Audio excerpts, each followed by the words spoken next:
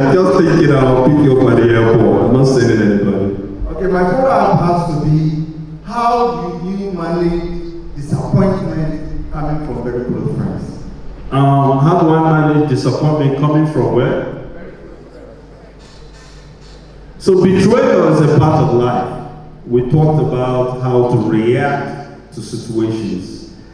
When you're betrayed, the way I reacted 5 years ago is different from how I react now. I believe I've grown exponentially far more emotionally intelligent now than 5 years before now. 5 years before now, my natural instinct would have been to go after you and make your life as miserable as possible for crossing me.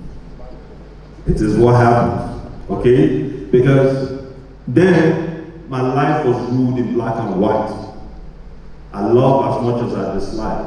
I'm fiercely loyal, and of course, every one of us that's on that path will understand a certain vindictiveness that comes with it. But now, I exist in a certain gray area. A place where if something happens to you, you pause for a second and think, reevaluate, then react differently.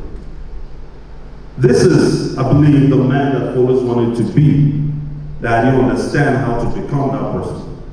So disappointment abound, betrayals abound. If you're not getting disappointed or betrayed in your life, my brother, you're stuck in one spot. You're not doing anything of significance. Because that's part of it. The envy comes with it, the betrayal comes with it, and it's going to come from the people that know you best. No stranger can harm you. Nobody outside your circle can harm you. It's the people inside, the inner carcass, the ones you eat and drink with. Those are the ones that have the power to understand how to hurt you.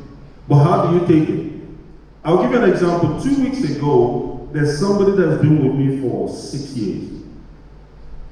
He's been stealing from me, and he thinks I don't know about it. Well, I didn't know. My biggest problem has been how to get rid of him, how to fire him. Because this person has learned me to a T. He was my road manager. He understands me, my mood swings, my creative process, everything I do. Before I get into a country, is done. I don't have to lift a finger. How can you get rid of that kind of person that's so valuable to your team? But he doesn't understand it. That concept is totally lost in the fact that he steals from me all the time. You know, say we're on a press run, for instance, on a media run. Nigeria will do things differently. After each house, each media house, you're required to give them what you call thank you for coming package. So my close friend will take my thank you for coming package, half it, give his half thank you for coming package, and then line his pocket with the other half. Producers who approach me for films, my friend will tell them that you are number 30. I'm just giving you a wide example. You're so way down the line, it's not likely to do your movie for the next 2 years. So they will say, okay, what is the solution? The solution is paying to my account. I'll bump you up to number 2 or 3. I knew nothing outside my circle. It is what they tell me that I do, literally. So they will come to me and say, this person has been on the waiting list for the past 2-3 months. We're doing this next. I don't question it because they take care of everything, including the negotiation. I just set the benchmark as to what I will take and what I will not take. So everybody I encountered, so we're getting a lot of ill feeling, burning bridges, stepping on different people's toes. And this consistently happened until recently. I mean, there's something he did recently that took a lot from me. And I sat down and I said, you know what? I've been in a set point. Once your instincts kick in as to something that's not right, and trust me, we're all born with it. My instincts are usually razor sharp with everybody. And that is, one thing that taught me is that I never make judgment when I'm dealing with people. If I want to engage you in any capacity in the world, I will not think of the fact that I like you or I dislike you. That already will make my decision biased. So if I like you too much, the chances is that I'm going to be so heavily weighing on my emotions, I'm not going to take the right decisions. If I don't like you, that obviously means that I'm going to take a bad decision. So why don't I take my decision based on totally what I perceive you to be, what my instincts tell me about you, irrespective of my sentiments or feelings about you. So that is what transpired here, to a point where I came to terms with it. I had a soliloquy with myself and sat down and told myself, you're lying to yourself. I'm telling you, the greatest lie you tell to anybody is a lie to self.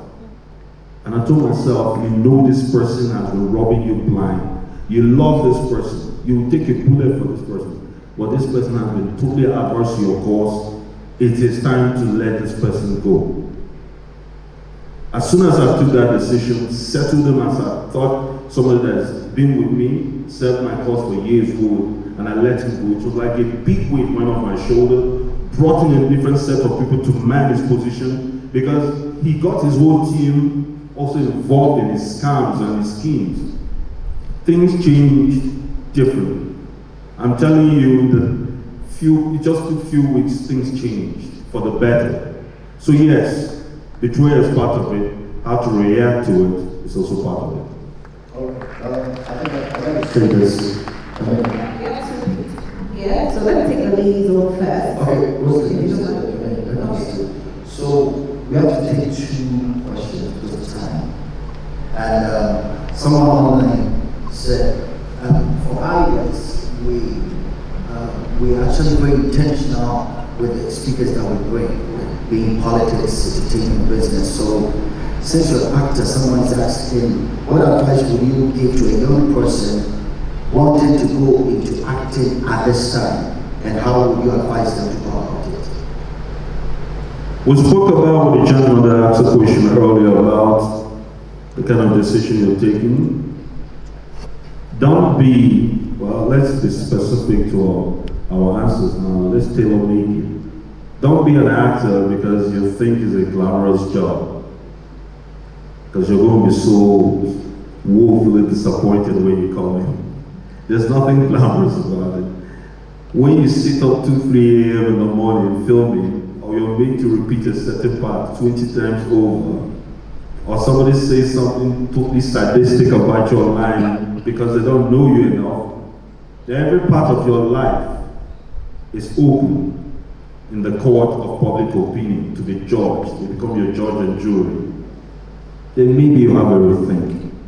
It's also another reason to be totally vested in it, to understand that this is really what I want to do.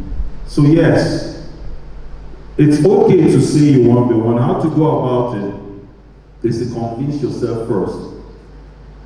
After I get down on my knees and I ask my maker why, to find my part, because every day you discover new things about you. When I leave this room and I step out, I'm going to discover something that I picked up from here. There's something new. I've changed. I'm in motion. I've transited. I'm not the same person that stood here. So, when you are done having that understanding with your maker and God is first, the second is the absolute belief in you, nobody else. There's no mistakes about it when I walk into a room. Whether I was 10 years old or even now, it doesn't matter. I don't let you see any other person but who I really am. In that order, I ask that you trust and believe in yourself above anything else below God.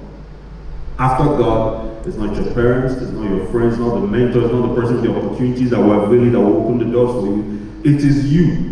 If you believe in yourself enough, there's no door you cannot open. No door. And I believe you. I stood once in front of an area of elite producers and stars and social media, just everybody that made up the entirety of the power structure of our industry. And I wanted to say something, no, they kept saying, oh, let another person. I was a young actor then. And I said something that a lot of people still consider abominable to this day, and I'm about to say it again. And I asked them, because every one of them got up and said, oh, I made that person. Every star of consequence came under somebody. Oh, I gave this person the first chance. I did this for that person. Without me, you won't do this thing. So we're having a battle between actors and producers at that time. Apparently we got banned because they said I engineered and orchestrated a group that was asking for too much money. Isn't that ridiculous? So apparently our producers were becoming multi-millionaires, and the actors, not me, I mean guys that were slightly lower, were struggling. And so I called a group and I said, we need to change the structure. Without us, they don't exist. We are the ones the fans know. We're the ones with the gift and the talent. Why would they be earning more than us? Why is there no balancing skill, some sort of skill where at least something could be measured, barometer by which they will say at least we're doing well? Why is the gap so distant? Why is there a total disconnect in the wealth appraisal between us and them? So I said everybody should start asking for more money. So they got together and banned me for 2 years. And when they banned us for 2 years, they brought a new crop of actors to take our place. Check the history. Totally relatable story you can find in our archives. So these new guys they brought could not make the billing. They weren't making enough money. The fans totally rejected them. They could not make the 1 million sales, 2 million sales that we were snapping out of our repertoire and our movies. So they came back to bring us back. Isn't God wonderful? They brought us back. On the negotiating table, everybody had something to say. I made you, without me you wouldn't have been there. I give you your first chance. My colleagues kept quiet because everybody had a leaning, had somebody to point out to say, without you, I wouldn't have been whatever it is I became. So I said one thing and I said, can somebody in this room stand up and truthfully claim that without them, that I wouldn't have come? Not one person. Not one person. Because I knew how I started it. I knew the belief that I had. The belief base that I had. It was totally, I just fixated on God, refused to do small roles. For the first 2-3 years of my career, I couldn't do a major role because it kept giving me small roles. And I refused them. I said if it's not a major or a lead, I'm not doing it. So 3 years for a guy that just left home, it's a long time to be broke. Trust me, at some point you will bend. You will compromise. You will take the little pittance. But my self-value was way too high. It wasn't about money. It wasn't about anything. I just knew that this is the standard I set, and I wasn't going to relent it, not for anybody, not even for myself. So no matter what I was going through, it's just a question of time. It has to be understood in this room that whatever you're going through is just a question of time. The overriding factor is your total belief in yourself. And so my day came one day. Some of the most established stars had gone for an event in London called Afro Hollywood. And so there was a space, a vacancy of top male stars for film. They went there, stayed longer than they planned, stayed over a month. So they said, okay, there was a vacancy. How are we going to fill it? We need to make movies. These guys are not coming back. But they were female leads. So they said, okay, you know what? Where's that guy? That funny boy with a funny accent that's always rejecting small roles. Yeah, go bring him. Let's make do with him for a few days before the big boys come back. So they brought little me. Dumped me there, paid me peanuts. Trust me, you don't want to know how much these guys will pay me. I've received as much as 15 to 20,000 naira for lead. In dollars, let me explain it. It's less than $30, $40, or maybe $50 hours. So they brought me back. I did 4 films, being paid peanuts. Every time I was paid peanuts, something was wrong with the wardrobe. I would spend out of that little money because I had to look right. That's one thing, when the opportunity meets, okay, your preparation. I was always prepared. It was almost like I lived all my life waiting for this chance. And when it came, we wrote 4 films. I spent 80% of what I was paid looking right for the film. So all my earlier films you saw, that was me buying the wardrobe out of my pocket. I finished those 4. The big boys came back. They kicked me out again and stuck with the big names. But lo and behold, all 4 films came out, all over 1 million sales. So they had no choice. They came back for me to say, okay, you know what, you can come back, you see that you really deserve a place here. And I charged them 1 million per script after that. It was that simple. Your chance will come if you understand. Thank you so much, sir. My name is Karen. Yes, ma'am. You spoke about people in your earlier presentations. And you I spoke about people, I'm so sorry. People, types of people would meet in life. And then you spoke about the people that live for ideas, and you advise that we try to be with those people who are like-minded, people who always want to get ideas to make change. I'm asking, with somebody in a community or born in a society where they don't have people who have those ideas to reach to that peak, to reach to that echelon, there are places where there are no competition with anybody. What advice do you give to that person? Improvise. How? We all improvise. What did I have to create mine? I will explain it. When we started, I had 2 friends. You see these 2 guys, these are the friends you need all your life. You need people that believe in you. You need people that believe in you. I repeat it. You need people that believe in you. Look at the eyes of the friends, the people you have right now. Do they believe in you? Okay? That is the whole point. You see these 2 guys, they believed in me. We understood something. My talent, gift, without hard work, is nothing. Absolutely nothing. And if you don't go to elevate your talent, your gifts, it is nothing. I met these guys in school. We came together, we finished serving, and they couldn't get a job the first 1-2 years. So I called them and said, you know what, you be my manager. Imagine me asking a guy to be my manager and I hadn't earned a dime in my career. It took self-belief. I said, you become my PA. So together, every day we'll concoct ideas. We lived on our dreams. Our dreams thrived on ideas. That was all we had. We didn't have money, we didn't have connections, we didn't have nothing. As a matter of fact, we were even rejected in our realms. We were deemed too arrogant, too aloofish. You know, we were deemed like we had superiority complex, but we understood the assignment. The assignment was the fact that we believed in each other. So what we did was we push our mantle together, and we believe, and every time they would say, okay, you know what, let me approach these people, let me talk to this producer. They kept creating chances. They kept pushing, we kept praying together. But our understanding was that we will not accept small roles. We will convert relationships with young producers that saw the light in us, saw the next generation in us, saw the next stars in us. And that's how we kept pushing it. We pushed to a point where people started seeing us. You have to believe. Believe is everything. Your dream is everything. And the conviction of that is what carries you through.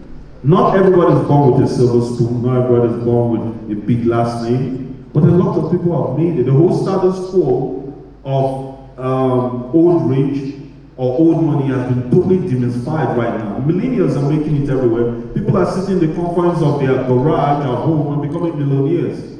What makes you think that you really need people to make it, that you need to have a certain caliber of people to make it in this life?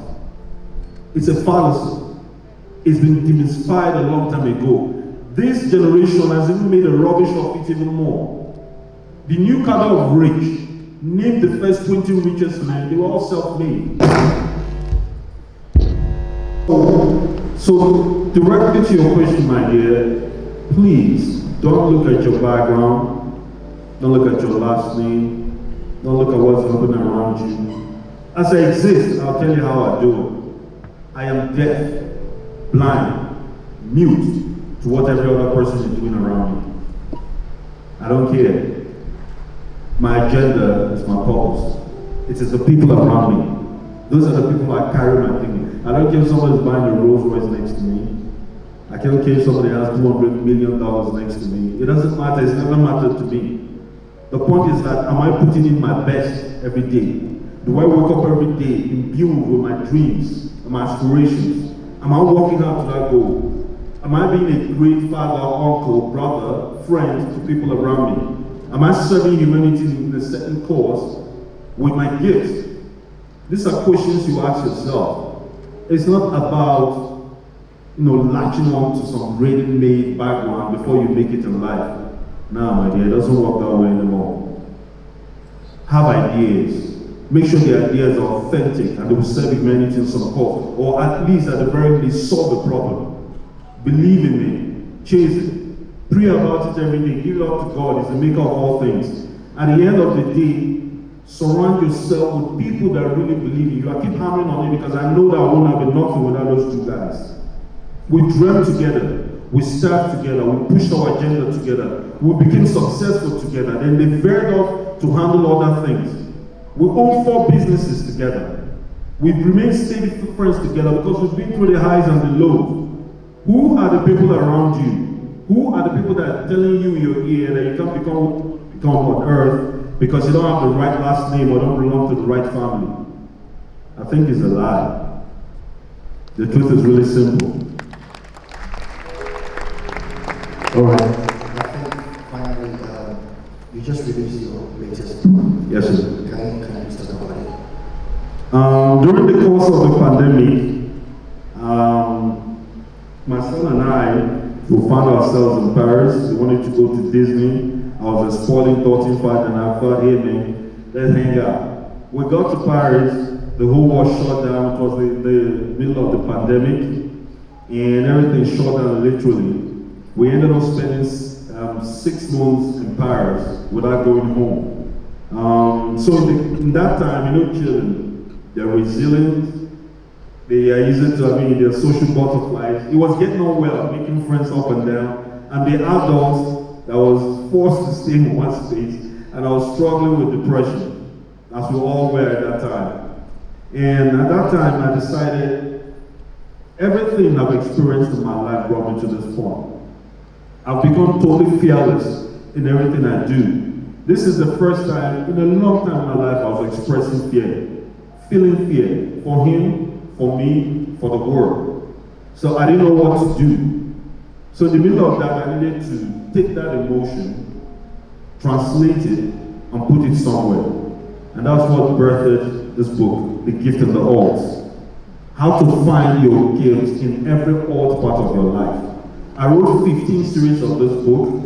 A subtitle in each one, this is Walking Through Walls. We wrote about different area of subjects under the sun, how to deal with grief, how to deal with love, how to do startups. You can find it on the different platforms from Amazon. It's an ebook series. I think it's really something everybody needs to read, to understand your purpose, to understand how to deal with it, understand how to circumvent circumstances in your life. As a black man, we have very unique problems, especially if you traverse the world. You understand. You dress the wrong way, end up in first class, you'll be misjudged. You end up in the different class of circle, you'll be misjudged. We'll be profiled at every turn and everywhere you go. So you need to understand how to deal with different aspects of life. And I think that is what I wrote about. So, you can find it on Amazon. We have it on Amazon Kindle. We have it on Apple Books, on Kobo. All the ebook streaming platforms you have it, and you can also get the hard copy from there. We release a new series every 2 months. This is the first. All right. Let's clap our hands. Let's get it. I think I'm in trouble now. Right. Well, literally. You promised me the presence of Pastor H2. Yeah. So I said you're a hard man to say no to. okay, but I need a favor. I hear you, sir. I want to give you a script right now for you to act it. So this is the script. Let's say, okay, what's the come? Rosalind, it's your wife, and you cheated on her, and she caught you, and you were apologizing. Whilst you were apologizing, your side chick came, acted. Side chick come out to you. Let me, we have to have a complete picture now. So she's my wife. Nancy, come here. Nancy, We need a side chick. Nancy. God forbid you will never be a side chick in Jesus' name. Come be the side chick temporarily. Let me help you. Okay. It will never happen, but you make a really good side chick. So Hi, nice to meet you. What's your name? Nice to meet you, Nancy. What's your name? Rosie. All right. Action money, guys. Yeah, production money. Okay, so we need a mic for the wife as well. You know, this is putting you on the spot. I get paid well for this thing, but here's this man getting it for free. Hello. Okay, so Rosalie, you have caught him cheating. So active. So I'm obviously with the side chick. Okay, so we're walking into some establishment, hotel, and you call me. Funny enough, I just finished with the exact same scenario 4 days ago. Let's go. Yeah, exact. On the road, we told niggas outside and playing that part. So I mean, this is what Action. What are you doing here with her? What is my What, new you lost for what? No, Was babe. That's my new secretary, actually. Babe. I don't know her. Huh? No, babe, talk. I'm Nancy, talk. You're my new secretary. I was interviewing her. Where? And So- what were you saying? So we wanted to go have dinner and that. There's no space in your office to interview her. No, it had to. I wanted to see her on her down. No, Nancy, you can't go now. Nancy, wait. This is my wife. Nancy, you want to meet my wife? Okay, you come here. This is your wife. Come Okay, here. this is my wife, Nancy. Please be polite to madam. Say good afternoon. Hello, madam. Nancy, greet my madam very well when you get a job. Good afternoon, ma'am. Okay. See, that's So she she told you I would never cheat. Really? Clap your hands. Give it up for G-Man. All right. Come on, let's see eyes on your feet. Thank you. Well done. All right. Please take your seat. We have our last speaker coming right.